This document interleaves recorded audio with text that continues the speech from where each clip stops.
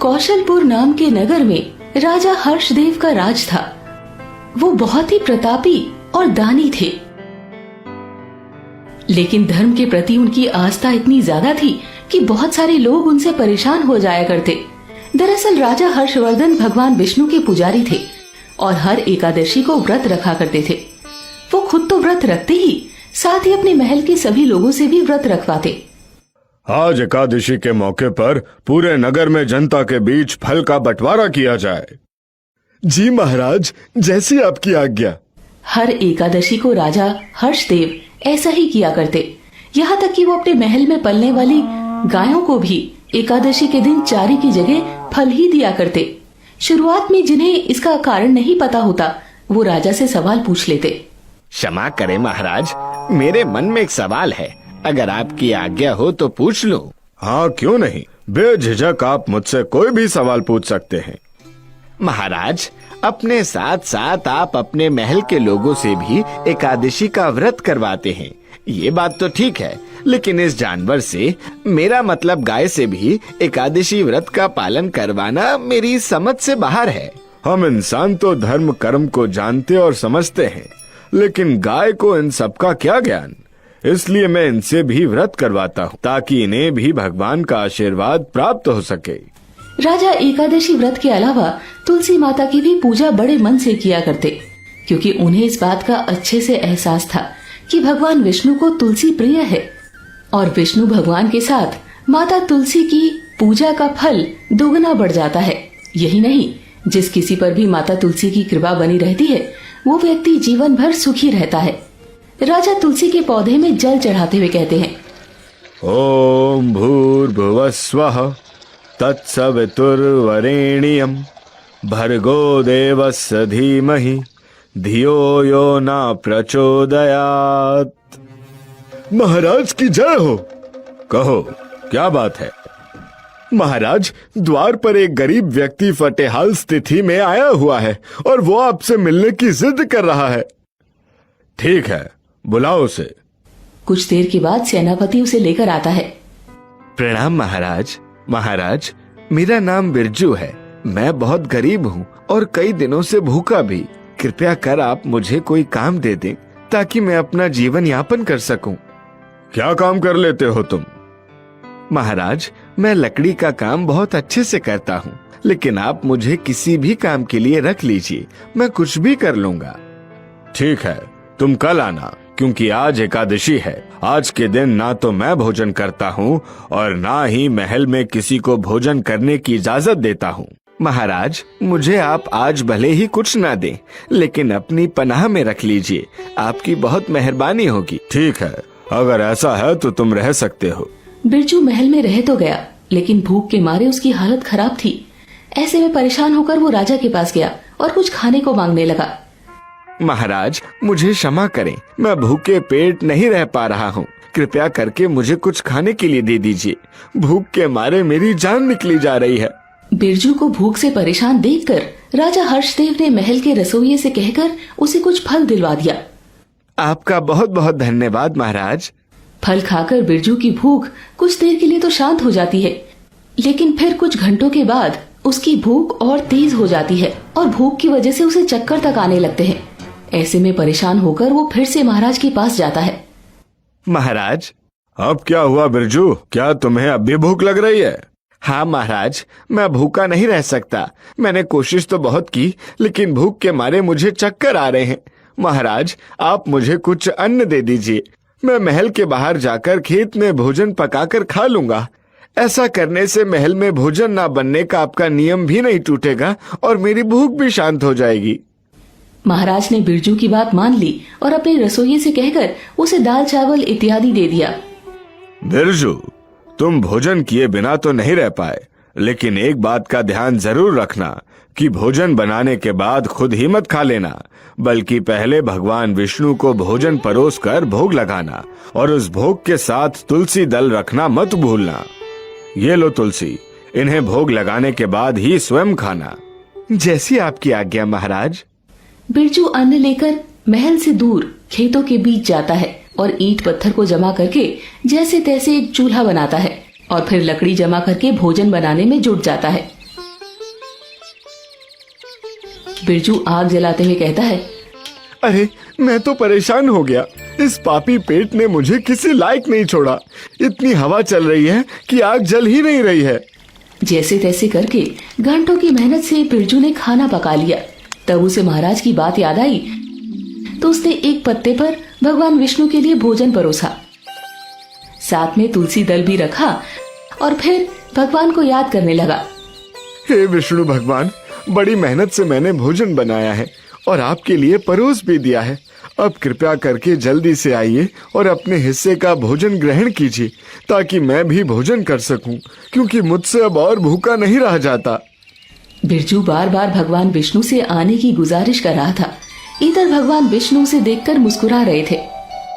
स्वामी, आप अपने इस नादान भक्त को देखकर मुस्कुराते ही रहेंगे या फिर जाकर भोजन भी ग्रहण करेंगे? हे देवी, इस भक्त ने जिस सच्चे मन से मुझे पुकारा है, मुझे तो जाना ही पड़ेगा। हाँ, लेकिन मेरे साथ आपको भी चलना होगा देवी। तो भी ठीक है, चलिए प्रभु। कुछ देर के बाद भगवान विष्णु और माता लक्ष्मी वहाँ आ जाती है। बिरजू, देख मैं आ गया। लेकिन प्रभु, मैंने तो सिर्फ आपको बुलाया था। आप तो लक्ष्मी माता को भी साथ ले आए। हाँ, देवी लक्ष्मी के बिना भला मैं अकेले कैसे भोजन कर सकता? ठीक है, अगर ऐसा ही है तो फिर खा लीजिए, कोई बात नहीं, मैं भूखा ही रह लूंगा। बिरजू अपने हिस्से का भोजन भी परोस देता है। फिर भगवान विष्णु और माता लक्ष्मी मिलकर सारा भोजन खा लेते हैं। बड़ा स्वादिष्ट भोजन बनाया था बिरजू तुमने, खाकर मन तृप्त हो गया। इसके बाद दोनों वहाँ से अंतर्ध्यान हो जाते हैं। बिरजू महल में आकर महाराज से सारी बात बताता है। महाराज, आपने मुझे भगवान विष्णु को भोग लगाने के लिए कहा था, लेकिन जब मैंने उन्हें खाना खाने के लिए बुलाया तो वो माता लक्ष्मी जी को भी साथ ले आए और मेरे हिस्से का भोजन भी उन्होंने खा लिया। मेरे खाने के लिए कुछ बचा ही नहीं। अब अगले एकादशी को जब आप मुझे अन्न दें तो थोड़ा ज्यादा दें ताकि मेरे लिए खाने को बच सके। ये तुम क्या कह रहे हो बिरजू? भगवान आए थे भोजन करने। हाँ महाराज, मैं झूठ क्यों बोलूंगा। महाराज को बिरजू की बातों पर भरोसा नहीं हुआ। उन्होंने सोचा कि बिरजू का इतने से पेट नहीं भरा होगा, इसीलिए बहाना बनाकर ज्यादा अन्न मांग रहा है। ऐसे में जब फिर से एकादशी आया तो महाराज ने बिरजू को पहले से ज्यादा अन्न दिया। बिरजू खेत में जाकर भोजन बनाता है और खुद से ही बात करता रहता है। पिछली बार तो भगवान विष्णु माता लक्ष्मी को भी साथ ले आए थे, लेकिन आज तो मैं दोनों के लिए भोजन बना रहा हूँ। आज मैं भी भोजन कर पाऊंगा। भोजन बनाने के बाद बिरजू 2 जगह पत्ता लगाकर भोजन परोसता है और फिर भगवान विष्णु को बुलाता है। हे भगवान विष्णु और माता लक्ष्मी, आज आप दोनों के लिए मैंने भोजन परोसा है। कृपया करके आइए और भोजन कीजिए। आज भगवान विष्णु ने जब बिरजू की आवाज सुनी तो उन्होंने माता लक्ष्मी के साथ साथ देवी तुलसी और नारद जी को भी अपने साथ ले लिया और आ गए भोजन करने। ऐसे में जब बिरजू ने उन चारों को साथ में देखा तो हैरान रह गया। ये क्या प्रभु, आज जब मैंने आप दोनों के लिए भोजन बनाया तो आपने और भी 2 को अपने साथ ले लिया। हाँ बिरजू, क्योंकि तुम्हारे बनाए भोजन का स्वाद इतना अच्छा है कि ये भी खुद को यहाँ आने से रोक नहीं पाए। ठीक है प्रभु, अगर ऐसा है तो आइए, फिर खा लीजिए। बिरजू माता तुलसी और नारद जी के लिए भोजन परोसता है और फिर सभी स्वाद लेकर खाते हैं। बिरजू, तुम्हारे हाथ में बहुत स्वाद है और तुम्हारा मन बहुत पवित्र है। मैं तुम्हारी सच्ची श्रद्धा भक्ति से काफी प्रसन्न हूँ। इसके बाद सभी वहाँ से अंतर्ध्यान हो जाते हैं। बिरजू फिर से आज एकादशी के दिन भूखा रह जाता है और उसका व्रत फिर से ना चाहते हुए भी पूरा हो जाता है। महल आकर वो फिर से महाराज को सारी बात बताता है तो महाराज हैरान हो जाते हैं और कुछ सोचते हुए कहते हैं। ठीक है बिरजू, कोई बात नहीं। अगली एकादशी को मैं तुम्हें और ज्यादा अनाज दे दूंगा, जिससे तुम्हें भूखा ना रहना पड़े। अब जब फिर से एकादशी का दिन आया तो महाराज ने बिरजू को अनाज देकर भेज दिया और खुद चुपके से उनके पीछे लग गए।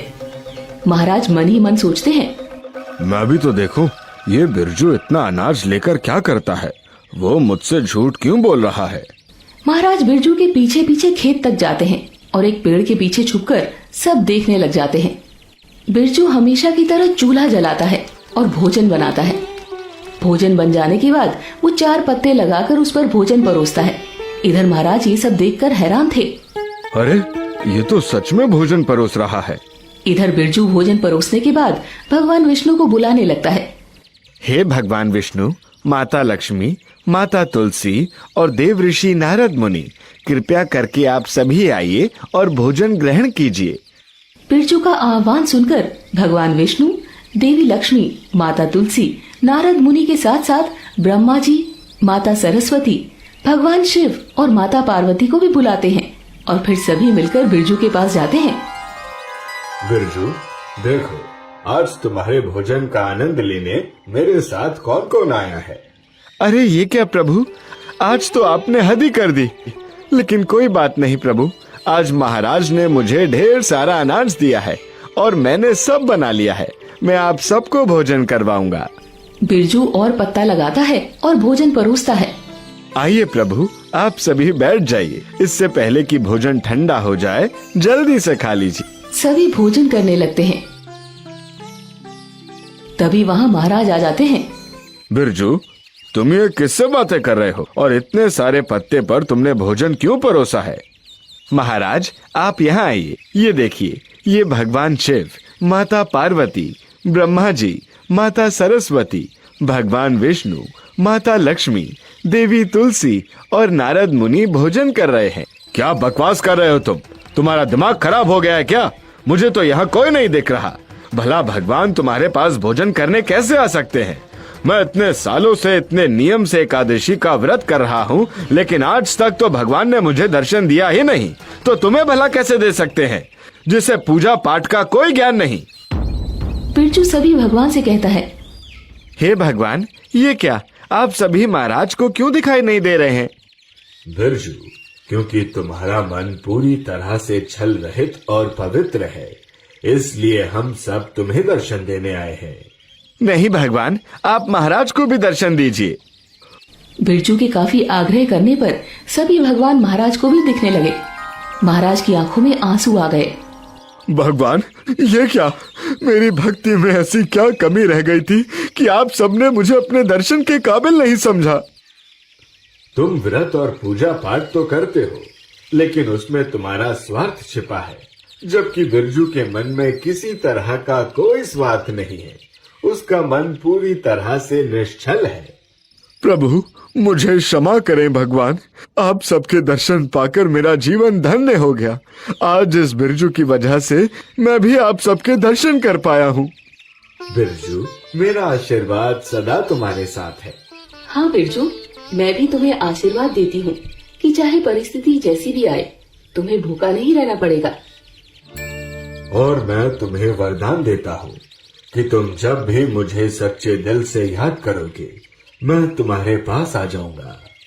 इस तरह सभी बिरजू को आशीर्वाद देकर वहाँ से अंतर ध्यान हो जाते हैं। इसके बाद राजा हर्षदेव को अपनी गलती का एहसास होता है और वो बिरजू को अपने महल में अच्छी नौकरी देकर अपने बेटे बलदेव को सारा राजपाट सौंप देते हैं और खुद भक्ति के मार्ग पर निकल पड़ते हैं। दोस्तों, आपको ये कहानी कैसी लगी? कमेंट करके जरूर बताएं। ऐसी और कहानी सुनने के लिए इसे लाइक और शेयर जरूर करें। धन्यवाद।